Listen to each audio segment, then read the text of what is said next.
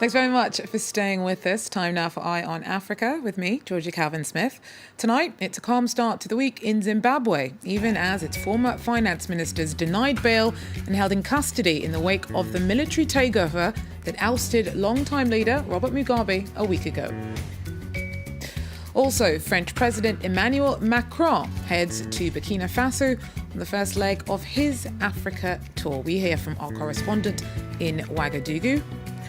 And we head to Madagascar, which has said that the worst of its most recent plague outbreak is over. Authorities believe they've got a handle on the spread of the disease in urban areas. But first, Monday saw Zimbabwe begin its first week with a new president in almost 40 years. New leader Emmerson Mnangagwa's greenlit making February 21st, the birthday of his predecessor, a public holiday.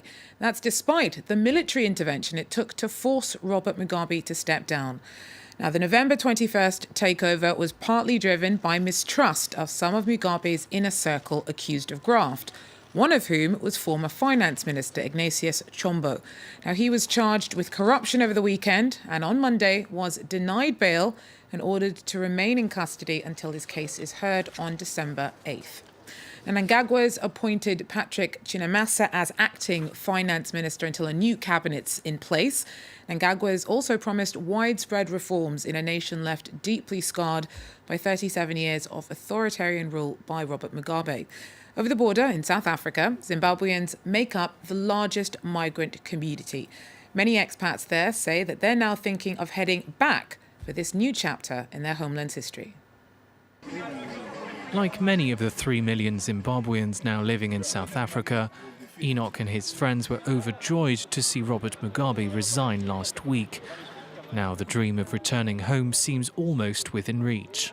Everyone, as I speak, the world over, they are confident that minus Mugabe, there's a glimmer of hope. The majority of Zimbabweans have only known life under Mugabe. His successor, Emmerson Mnangagwa, has vowed to create jobs and get Zimbabwe's ailing economy back on track. A promise that's raised hope for Zimbabweans in South Africa. With unemployment now soaring at 27%, daily work has become increasingly hard to come by. Zimbabwe is a small country. It will be quick for it to develop, and then all these investors must come back to Zimbabwe and get the industry rolling, and then we open up all those people like Lever Brothers must come back to Zimbabwe. Not everyone, though, is convinced. Mike Odendahl used to own 4 farms in Zimbabwe before Mugabe's regime seized white-owned land in 2010. I think I'm too old to sort of put new roots down. I put roots here now after losing everything in Zimbabwe. We've got to look further and more astutely and rather invest in Zimbabwe if we have to, but not move back there. Mugabe's resignation has ushered in a period of uncertainty. It's unclear how much Mnangagwa can accomplish ahead of next year's election. Burkina Faso has reported that gunmen have shot a city councillor and a teacher dead in coordinated attacks in the north of the country. Sunday's assailants were reportedly riding motorbikes when they opened fire on a councilman in Dahore Remaiba near the border with Mali. A second attack followed in Yatenga province. Northern Burkina Faso has seen a ramping up of jihadist attacks over the last few years. Officials say that more than 130 people have been killed since 2015. Now, French President Emmanuel Macron is due in the country on Tuesday night. Security will no doubt be one of the issues on the agenda. Our Mark Perelman tells us more. The French President Emmanuel Macron is beginning tonight an important visit to Africa here in Burkina Faso. He will then go to Abidjan in Ivory Coast for a summit between the African Union and the European Union, and then finish this trip in Ghana. But really the important part of this trip is here, and it's tomorrow. The French president will address the African youth during a speech at the University of Ouagadougou. It is seen really as the keynote speech for the French president. He will address the youth, and it will not be the usual speech about the relationship between France and Africa. He wants to show African youngsters that France is really interested in their future. Burkina Faso is also obviously a symbolic visit. It's a country where the longtime ruler, Blaise Compaoré, was pushed out by protests on the streets, and there is now a democratic process going on, and this is really an example for many countries on the continent. It is also a country struck by terrorism. You can see behind me the Hotel Splendide, which was struck by a terrorist attack back in January of 2016. Ouagadougou was again the target of a terrorist attack this past August, so clearly a highly symbolic visit by the French president beginning tonight. Well, as Mark mentioned there, as well as talks with Burkina Faso's political elite, Emmanuel Macron is due at the University of Ouagadougou to speak to students there. Our correspondents in the country have spoken to some of the pupils looking ahead to the president's talk. For his first major speech in Africa, Emmanuel Macron's chosen Ouagadougou's Joseph Kizerbo University. His speech will focus on the youth of the continent, a generation that seems eager to meet the French president. I think it's a joy for us to see President Macron. It's a joy for us because we know that his visit will change a lot of things at the university. I would like for President Macron to take the time to listen to our Burkinabe brothers and to try and find ways to solve the problem of terrorism in the Sahel. Elsewhere on campus, these biology students are particularly impatient to meet the French president and for the chance to express their discontent with his CFA franc. Things aren't going well in francophone countries that use the CFA franc. We're all behind. He must try to solve this problem. It's true that he has only just been elected. He's quite new, but if he could give us our own currency, Africa's own currency, that's what we want. But the president of the university is reassuring about any possible altercations.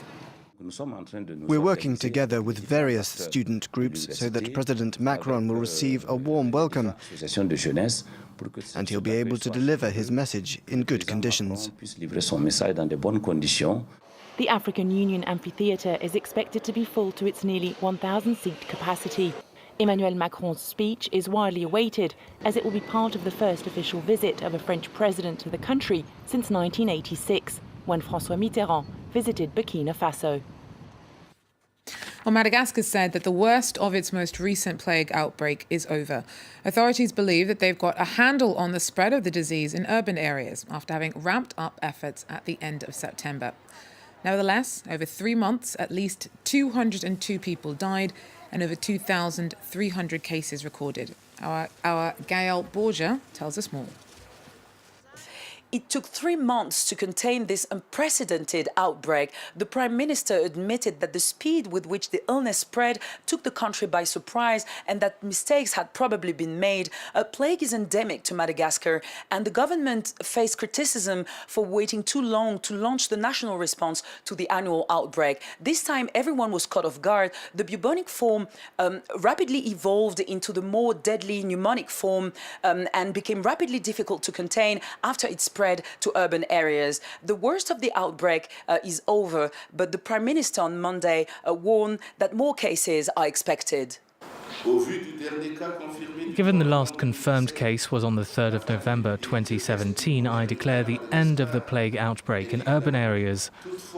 Nevertheless, we have to remain watchful because plague season continues until April 2018.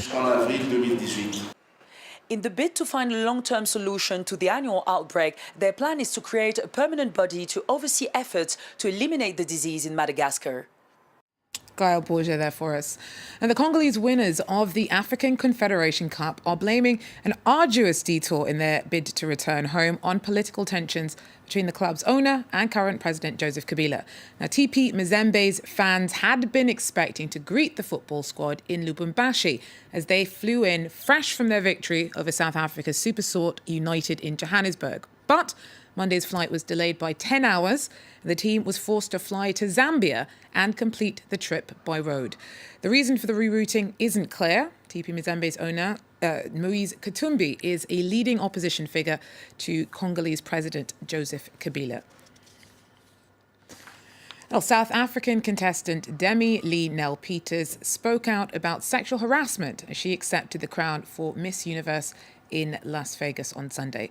The 22-year-old business management graduate called on women to stand together in combating inappropriate behaviour they might witness, wherever it might be. She took the title in a competition which saw 92 women from around the world participate. Well, that's it for Eye on Africa. Thanks very much for joining us. Do so again. Take care.